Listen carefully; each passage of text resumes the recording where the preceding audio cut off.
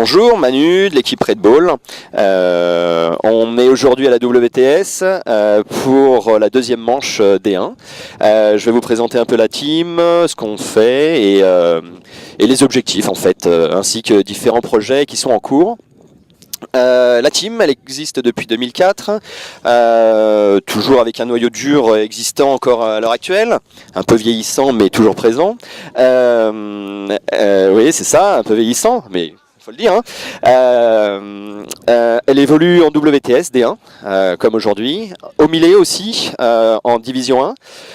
Et en Ligue, en Gelon, il n'y a qu'une division donc voilà dedans.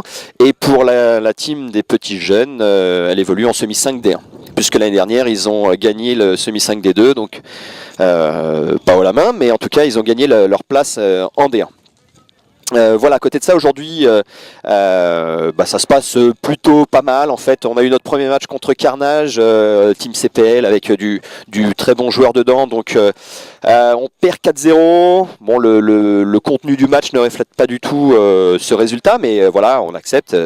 On s'est remis en cause, et puis on a joué ensuite contre Fusion, où il y a des anciens ennemis, un petit outrage, enfin du beau monde quand même, qu'on apprécie et qui joue quand même pas mal fort. Et donc ce match-là, on le gagne. On a été beaucoup plus sérieux et plus appliqué sur tout ce qu'on avait à faire. Il nous reste un match. Éminence Vision, puisque Lionel Parra fait partie du roster, Dada,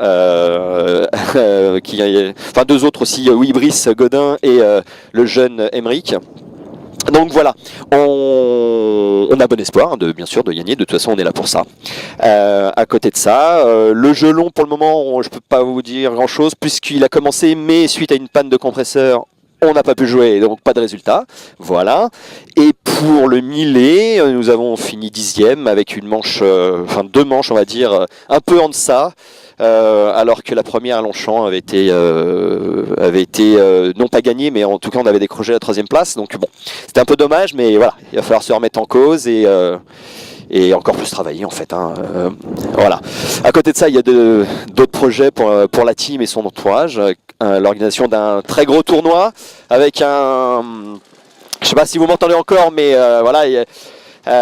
Ça joue derrière. Un très gros tournoi donc avec un promoteur hors paintball.